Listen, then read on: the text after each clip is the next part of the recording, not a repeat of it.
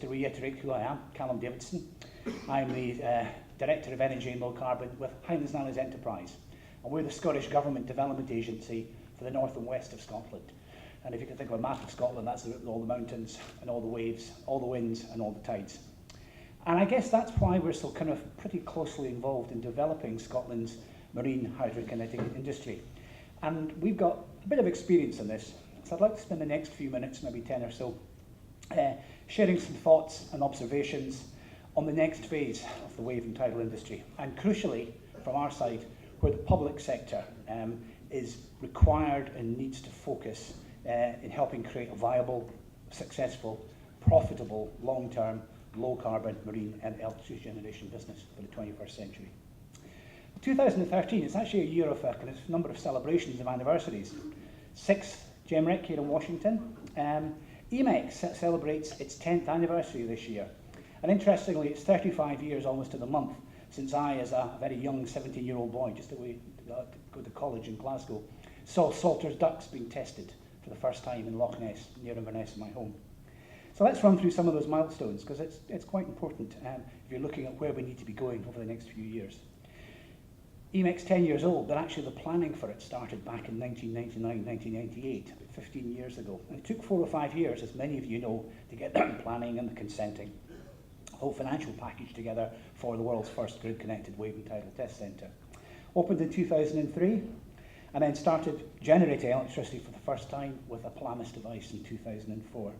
Then it kind of drifted along a little bit. You know, these things are quite hard. Those of you who are involved in the testing business know the problems of that. And it was 2007 before the first open hydro machine start was there, generating electricity, EMEC. But of course, crucially, let's not forget that MCT had generated electricity for the grid, for the UK grid, well, the Irish grid, at Strandford Lough just a few months before.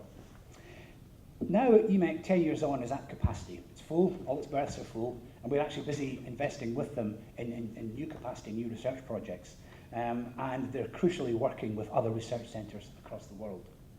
So, EMEC is kind of one reason, but there are a number of other reasons why Scotland has been very much at the forefront of development of marine renewable industry. But there are other reasons for this. Firstly, Scotland itself, as a country, as a nation, has a pretty unparalleled resource. We're talking about 25% of Europe's tidal power, 10% of Europe's wave power, and let's not forget wind. We've got 10% of the wind power as well. And wind and wave tend to go together. Also, and crucially, for a long time, extracting energy from moving water has been a pretty important research focus for our engineers and academics. And over the past few years, our First Minister has launched an academic prize, a Salter Prize, which has been given out to key people in the industry who've been actually at the forefront of that, people like Salter and David Yem and various others. And also, and I think this is a really interesting one when I've been travelling around North America and the US and Canada, is whereas a lot of the focus in marine hydrokinetic in this part of the world is coming from the sort of hydro industry, in Scotland we've got a lot of transferable experience from deep water oil and gas. However, not as everything isn't, of course, rosy as always, as it never is in these things. Yeah, compared to, and certainly in the UK and Europe, wind and hydro over the past 30 years, the kind of really the hydrokinetic industry, the marine industry, was pretty marginal. And interestingly, looking back following the death of Maggie Thatcher in the past few years, there's been some interesting retrospectives about UK energy policy through the 80s and 90s, and a few people have highlighted the fact that there was conscious decisions taken by the nuclear industry and, in the UK in the 80s and 90s to effectively kill off what was happening in the wave and tidal industry and focus on other parts of the industry. However, by 2004, it was pretty clear, that's when the first Palamis device was back in the water, it was pretty clear that a critical mass of Scottish activity had developed that showed the long-term global potential of this industry. However, I'm coming at it from a different angle. I'm not a utility, I'm not particularly interested in generating electricity per se. What I am is an economic development professional. And what I'm interested in is long-term wealth creation and long-term jobs. I guess it's the two American senators speaking just before me.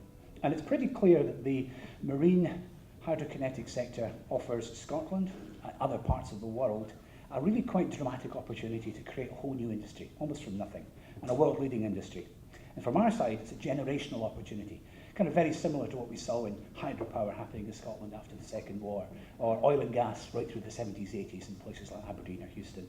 And if you're looking at Denmark or Germany, very much onshore wind through the 70s and 80s. So what would that opportunity kind of look like? How would you describe a really successful marine sector in some various parts of the world?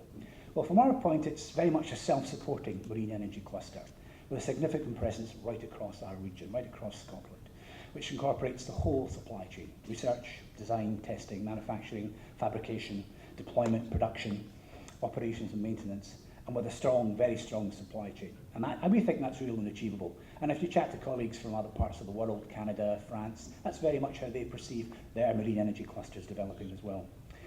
Certainly in Scotland's sense, we feel we're well on the way towards that. And we've had a clear acceleration over the past 5 years and a clear focus in the past 18 months. And from our viewpoint, we're very, very convinced that this is a direct result of concerted and focused action from industry, academia, and crucially from government, where I come from. So where are we now, and where are we going? And crucially, what are the next stages for the public sector? Well, from our viewpoint, targets and the policy environment are absolutely critical.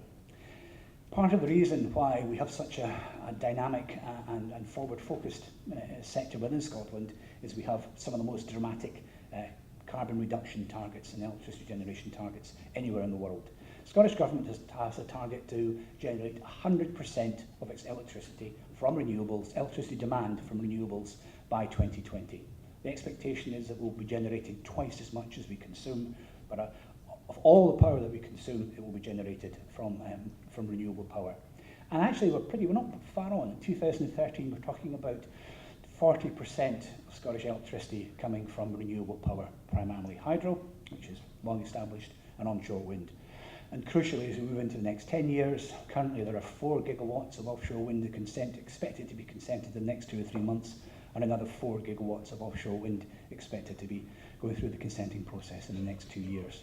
And as Scotland has a demand of about 6 to 8 gigawatts, that's showing how that picture will develop.